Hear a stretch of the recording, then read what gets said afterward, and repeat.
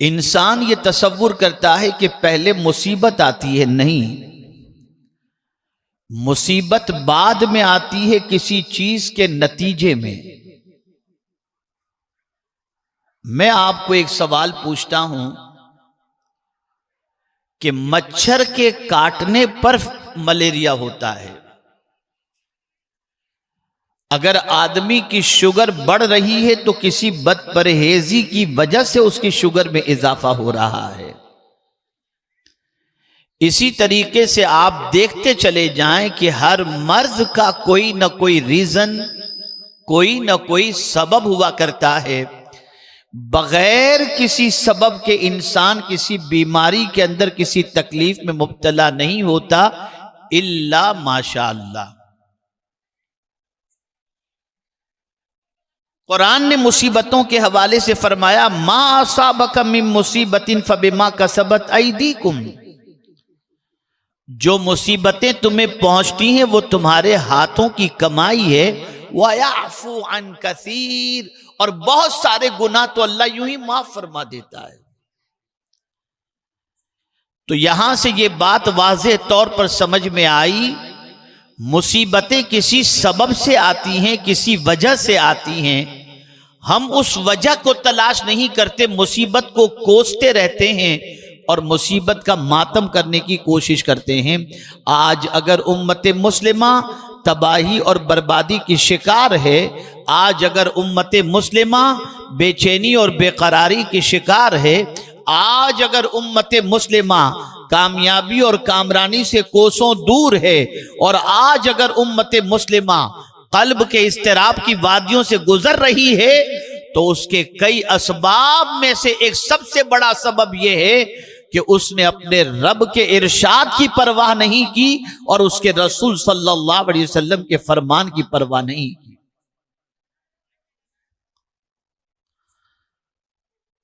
इसलिए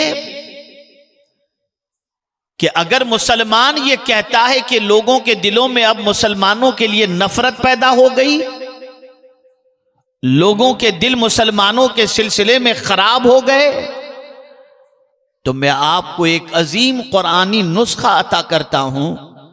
इस नुस्खे को अपनी जिंदगी में अपना लें तो यकीन माने, हजार नफरतों की दीवार खड़े करने वाले खड़ी कर दें, लेकिन उनकी दीवारें तो गिर जाएंगी, लेकिन आपकी मोहब्बत का चिराग लोगों के दिलों में अल्लाह रोशन फरमा देगा। वो ज़ाब्ता कौन सा है, वो कायदा कौन सा है? तो अल्लाह अज़्ज़ व जल्ल इरशाद फरमाता है, इन्नल्लज़ीना आमनू व अमिलुस्सालिहात सयजअलु लहुमुर रहमानु वुद्दा। बेशक जो ईमान लाया और नेक अमल किया, अनकरीब रहमान उनकी मोहब्बत लोगों के दिलों में पैदा फरमा देगा। पता चला ईमानी एतबार से भी हम कमजोर हैं और आमाले सालिहा के एतबार से भी हम कमजोर हैं। हम सिर्फ ज़बान से कह रहे हैं कि हम मुसलमान हैं, हमसे मोहब्बत करो। मैं आपसे पूछना चाहता हूं, क्या वजह है सुल्तानुल हिंद गरीब नवाज रहमतुल्लाह ताला अलैह हिंदुस्तान की सरजमीन पर तशरीफ लाए? आज सदियां गुजर गईं, उनकी मोहब्बत का चिराग लोगों के सीने में रोशन है। गौसे आजम को हमने नहीं देखा, उनकी मोहब्बत का चिराग दिल के अंदर रोशन है। इमाम इश्क़ मोहब्बत को नहीं देखा, उनकी मोहब्बत का चिराग दिल के अंदर रोशन है। तो तस्लीम करना पड़ेगा, हमारे दिल में उनकी मोहब्बत अल्लाह ने पैदा फरमाई, इसलिए कि उनकी जिंदगी का एक एक लम्हा अल्लाह की इताअत और उसके रसूल सल्लल्लाहु अलैहि वसल्लम की इताअत में गुजरता था। ऐ रसूल आजम सल्लल्लाहु ताला अलैहि वसल्लम के दीवानों, जिस सबब से मुसीबतें दरवाजों पर दस्तक देती हैं, उन सबब को तलाश करो और उनको दूर करो। मैं एक मिसाल के जरिए आपको समझा दूं। एक शख्स जानबूझ करके नमाज कज़ा करने वाला भी है, बेराह रवी का किसी हद तक शिकार भी है। उलमा उससे वाकिफ होंगे, मोहल्ले का ही कोई शख्स होगा, किसी भी मोहल्ले का हो, मोहल्ले में ऐसे लोग होते हैं जिनकी जिंदगी दागदार होती है और वो इतने मुअज़्ज़ज़ नहीं होते, लेकिन अचानक उसने हज का फॉर्म भर दिया और नंबर भी लग गया, और उसके बाद वो इमाम साहब की खिदमत में हाजिर होता है, हजरत मैं कल इंशाअल्लाह लज़ीम हज के लिए जा रहा हूं। इमाम साहब के सामने उसकी पूरी जिंदगी मौजूद है, वो जानते हैं कि यह शख्स परहेजगार नहीं है, लेकिन जैसे ही उसने कहा मैं कल हज के लिए जा रहा हूं, तो इमाम साहब उससे कहेंगे भैया जरा दुआ में हमें भी याद रखना। या अल्लाह, माजरा क्या है? इस बंदे के बारे में इमाम साहब सब कुछ जानते हुए आज उसे दुआ की गुजारिश कर रहे हैं, तो जवाब मिलेगा जब तक खुदा के रास्ते पर चलने का इरादा न था तब तक मामला कुछ और था। अब जब इसने इरादा कर लिया है अल्लाह की बारगाह में और उसके रसूल की बारगाह में, तो अल्लाह और उसके रसूल ने मेहमान बना लिया। अब ये बंदा ऐसा हो गया कि अब इससे दुआ की गुजारिश करनी चाहिए।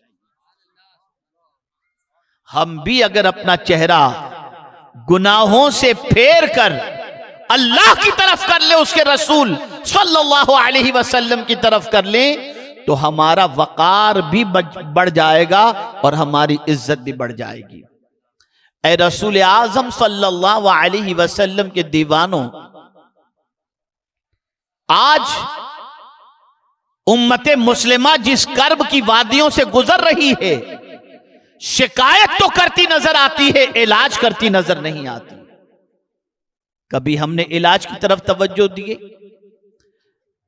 कितने लोग हैं जिन्होंने इन सारे हालात को देखने के बाद, तबाही और बर्बादी को देखने के बाद, गुनाह से अपना रिश्ता तोड़ा हो। आज भी हम देखते हैं उम्मते मुस्लिमा का बेशतर तबका रात की तारीकी में अपनी आंखों को गंदी करते हैं, दिन के उजाले के अंदर बेराह रवि के शिकार नजर आते हैं, मुआमलाती जिंदगी के अंदर सिफर नजर आते हैं और कहते हैं हमारे हालात बदल जाएं। बदल जाएंगे हालात, लेकिन कंडीशन ये है पहले तुम बदलो, फिर अल्लाह तुम्हारे हालात को बदल देगा। पहले खुद को बदलना होगा, पहले खुद को बदलना होगा। अब आइए मैं आपको समझाता हुआ चलूं। पहली रिस्पॉन्सिबिलिटी आपकी क्या है, सेकंड रिस्पॉन्सिबिलिटी आपकी क्या है, उससे आप गफलत कतई तौर पर न बरतें। मेरे प्यारे आका सल्लल्लाहु ताला अलैहि वसल्लम के प्यारे दीवानों, अल्लाह रब्बुल इज्जत जल्ल जलालहू इरशाद फरमाता है, वामुर अहलक बिस्सलाह वस्ताबिर अलैहा, अपने घर वालों को नमाज का हुक्म दो और उस पर तुम भी जमे रहो।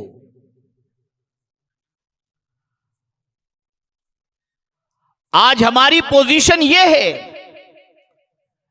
कि दावे इश्क़े मुस्तफा सल्लल्लाहु ताला अलैहि वसल्लम तो करते हुए नजर आते हैं, लेकिन अगर दलील जिंदगी में कोई तलाश करना चाहे तो यह मुश्किल मसला नजर आता है।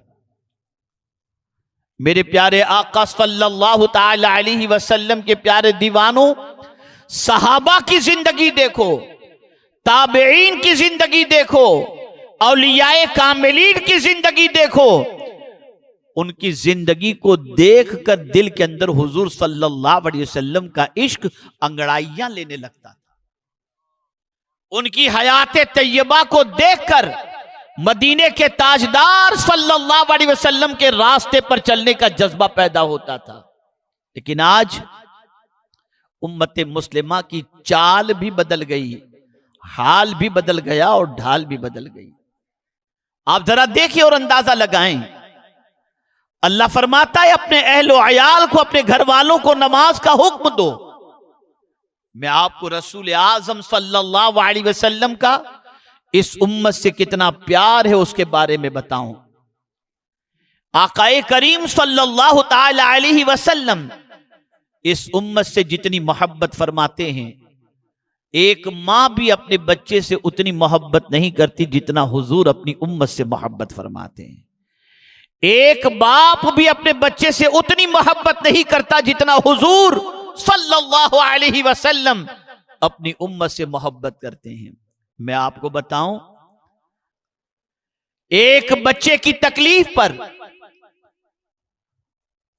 और तकलीफ के तसव्वुर पर मां एक दिन रो लेगी, 2 दिन रो लेगी, 3 दिन रो लेगी, लेकिन मुस्तकिल अपने बच्चे की तकलीफ के तसव्वुर से रोती भी नजर नहीं आएगी। लेकिन जब रसूल रहमत सल्लल्लाहु अलैहि वसल्लम की हयात तैयबा का हम मुताला करते हैं तो अक्ल दंग रह जाती है कि आकाए करीम सल्लल्लाहु ताला अलैहि वसल्लम अपनी उम्मत की फिक्र के अंदर विलादत के वक्त भी बेचैन नजर आते हैं और विसाल के वक्त भी बेचैन नजर आते हैं। और जहां तक रोने का मसला है तो रसूल आजम सल्लल्लाहु अलैहि वसल्लम की गिरियोजारी पर आला हजरत अजीमुल बरकत इमाम इश्क मोहब्बत तड़प करके कहते हैं, अल्लाह क्या जहन्नम अब भी न सर्द होगा? अल्लाह क्या जहन्नम अब भी न सर्द होगा? रो रो के मुस्तफा ने दरिया बहा दिए हैं।